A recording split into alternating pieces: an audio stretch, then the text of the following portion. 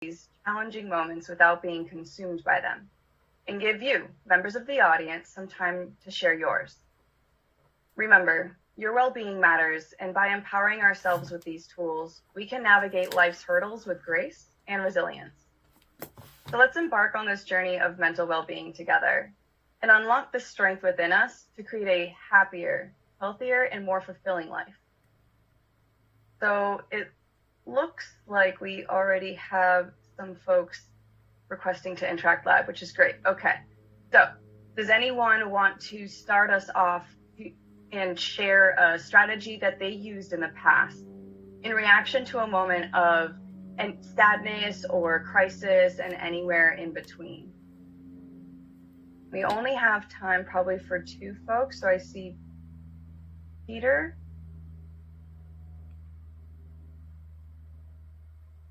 Hi, welcome, Peter. Hi, Danielle. Thank you. Okay, I'm going to share a few things here. I'm going to start with a really quick overview. I've suffered from depression, PTSD, and related conditions all of my adult life. I've been hospitalized 4 times since 2008. And these conditions really came from a number of things. Some were genetic, particularly from my mother's side. And some were related to some childhood trauma that I experienced, which included, but was not limited to, when I was 15 years old, my father died from a very sudden heart attack, and I wound up being in charge of my family. And that same year, a classmate and I were sexually abused by someone in my neighborhood. So how does all of that impact me? Root causes, the toxic thinking that it causes impacted every area of my life. I thought that everything was my fault, and I deserved all of the pain that went with it. I deserved my father dying and so on. And as you'd expect, the enormous guilt and shame and things are worse. By reaching out and getting help some years ago, I realized that it was not all my fault, and I did nothing to deserve any of this. I did nothing bad. Bad things happened and were done to me. I had severe trust issues for decades. In my younger days, I was always trying to prove myself. If I just got better grades or one more raise and promotion, then I'd be good enough. But I can tell you from experience that workaholism is never the answer. And I'm 66 years old, and I was raised in an era where, real men don't need help. Real men don't ask for help. And I can tell you from experience, nothing is further from the truth. Real men do ask for and get the help they need.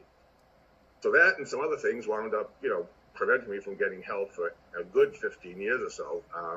But, even back in the day, there was no help like there is today. So I wound up developing a lot of tools and strategies to help me get past my past, so to speak, and get my life back. And I'm going to talk about one really quick technique here, the little exercise I call Prove It. So when a toxic thought or depressive episode hits, I actually attack those thoughts head on. I pick up the phone to visit someone, a trusted advisor I have, friend, family, etc., who gets me and gets the issue. And together we just hit it head on, and we actually try to prove or disprove what's going on with me. A quick example, I have a bad day at work, and a bad week at work, and, I'm the worst employee in the history of Merck. So I go into the exercise, I play Prove It with somebody. What you will quickly learn if you do this is that thoughts are not facts. And the lies quickly rise to the top, and you take those lies and you send them back to hell where they came from. And the rest of it is just lessons learned on how you can do it better next time. So just to wrap up real quick, please remember, people, depression, PTSD, things I have, is a chronic condition that can be managed. Okay, you can get your life back. Depression, etc., are not weaknesses or character flaws like I was taught back in the day. You are far from alone, believe me when I tell you. If I can recover and get my life back, you can too. There's a ton of help out there today. Get the help that you need and you deserve. But let me tell you, people, the rest of your life is a long time to be miserable. Back to you, Danielle.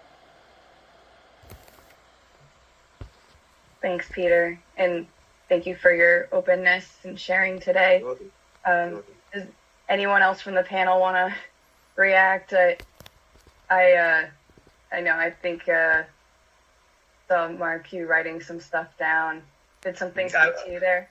Yeah, absolutely. So that idea of, as a man myself and growing up as a young man, I recount this in my book, but my father left when I was 4, and when I was 5, we moved in with my stepfather, who had a very masculine old school kind of ethos. And one of his most recurrent admonitions for me was to be a man, to suck it up.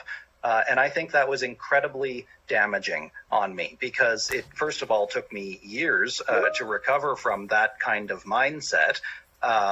But also because when I finally did unlock from that and to open up and to be more authentic and more vulnerable, it was incredible, especially after writing the book, because I didn't realize how my emotions were always just under my skin, just being held in and confined.